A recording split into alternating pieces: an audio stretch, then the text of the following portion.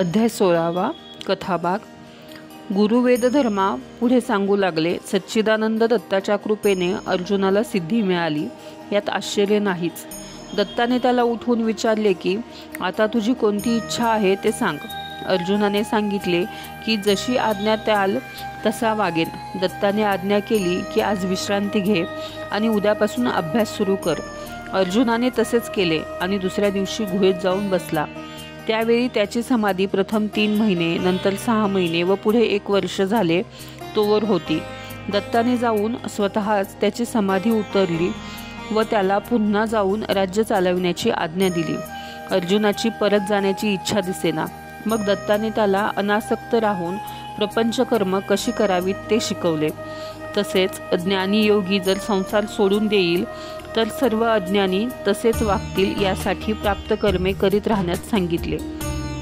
दत्त म्हणाला की अंतरी स्वरूपाचे अनुसंधान न सोडता केलेली प्राप्त कर्मे बाधत नसतात। नंतर दत्ताचा निरोप घेऊन अर्जुन राजधानीत आला।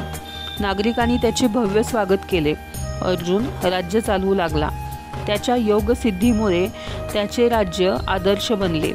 चोरी, चहाडी, कपट यासारखे दुर्गुण राज्यातून पळाले। एकदा कर्कोटक नागाच्या पुत्राचा दुराचार पाहताच त्याचा पराभव करून ते राज्य जिंकून घेतले। पुढे असे घडले की तो आपल्या हजारो स्त्रियांसह नर्मदा नदीत जलक्रीडा करीत असता समुद्राला राग आला व तो लाटा उभारून राजाच्या अंगावर चालून आला। तेव्हा अर्जुन हजारो हातांनी त्याला मारीत सुटला।